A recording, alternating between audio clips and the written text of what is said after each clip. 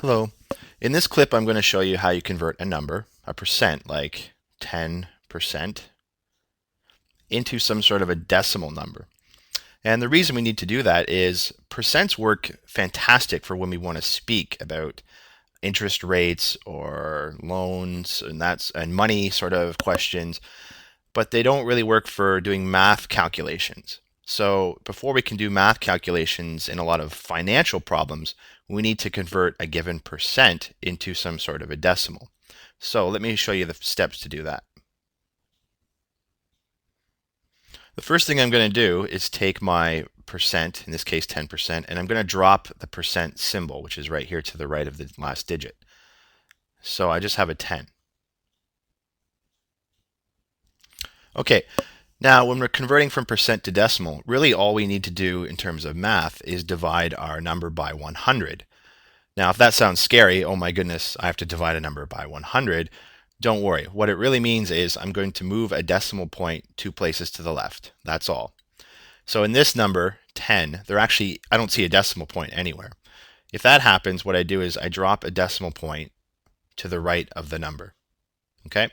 So now I'm going to slide that point 2 places to the left. In other words, this point is going to go first to that spot and then one more spot over, and it'll finish right here.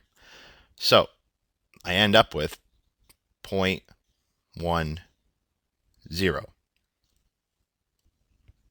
And that is my final answer.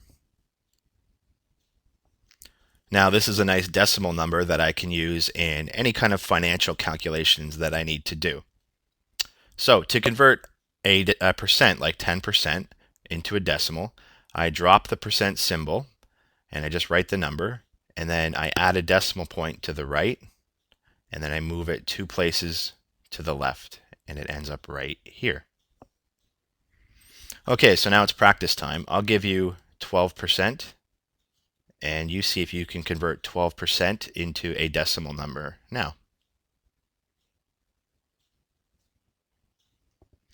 Okay, so how'd you do? I get an answer of 0.12. And what I did was I wrote down the number without a percent symbol.